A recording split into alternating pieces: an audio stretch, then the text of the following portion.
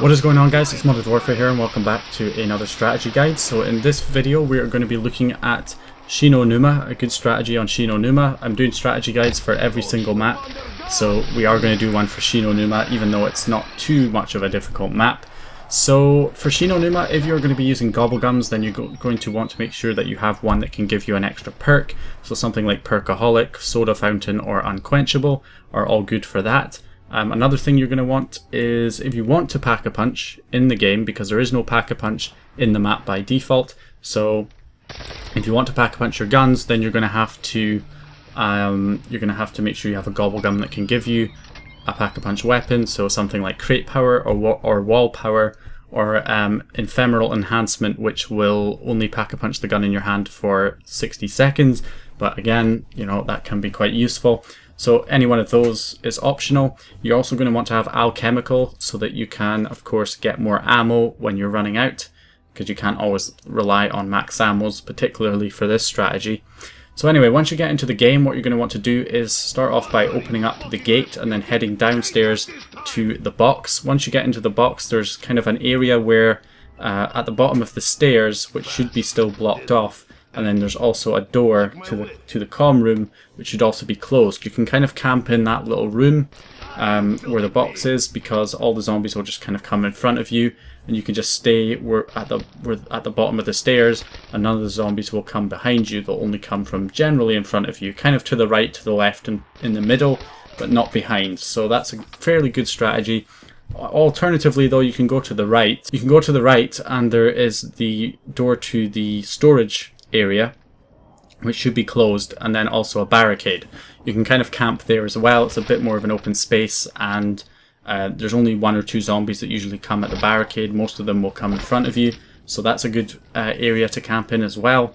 So once you've kind of stayed there a few rounds and you've got some points, you can go ahead and start opening up the different huts outside of the main building, because those are where perks are. So you want to make sure you get the 4 original perks. If you are not using gobblegums, do not get quick revive. So if you're not using gobblegums, don't get quick revive, just get Juggernog, Speed Cola and Double Tap, and then for your 4th perk you want to use the Wonder Fizz machine to get Widow's Wine. If you are using the gobblegums to give you an extra perk, then buy all 4, quick revive, Double Tap, Speed Cola and Juggernog, and then get Widow's Wine out of the Wonder Fizz machine. So anyway, once you get all your perks, there's a few different kind of strategies that you can do here.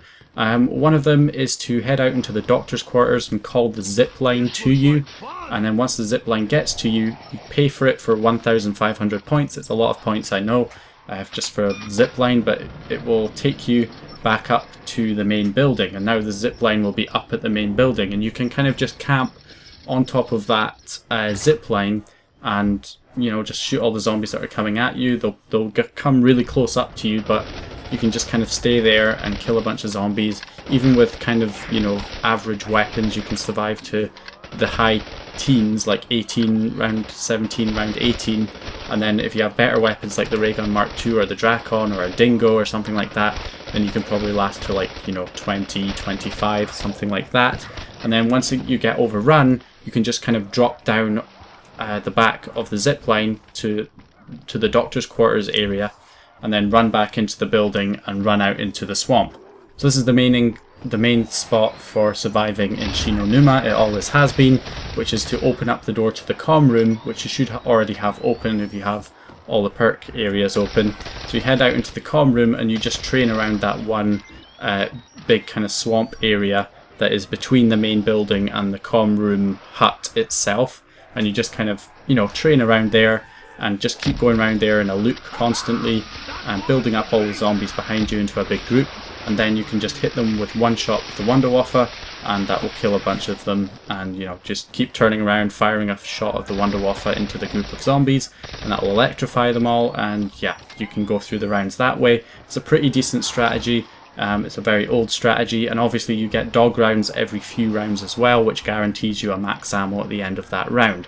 Like I say, I'm talking as if you already have the Wunderwaffe here, so make sure you get the Wunderwaffe at some point, kind of before you start that strategy, or, you know, whilst you've started that strategy with regular guns, but before you get to about round before you get to about round 22, 23 would be the best kind of thing to do. The only thing that's kind of difficult about this strategy is that I feel like they have made the water, you go a bit slower when you're running through the water, more so than in the Black Ops 1 and World at War versions of Shi No Numa, so that can kind of catch you off guard a little bit of how slow you run in the water, and then all the zombies can swamp you. But if you have Widow's Wine, it really helps out for that kind of situation. So that's why I definitely recommend having Widow's Wine for this strategy. But that is basically it. Simple strategy, just run around that in a loop. I'll be releasing my gameplay footage of me going through this strategy, my first time playing Shi No Numa on Black Ops 3. So I'll be releasing that next. But yeah, I hope you guys enjoyed the strategy guide, and stay tuned for some more. I've got some really good strategy guides coming for Kino and all the other maps on Black Ops 3. So thanks for watching, and I'll see you guys in the next one.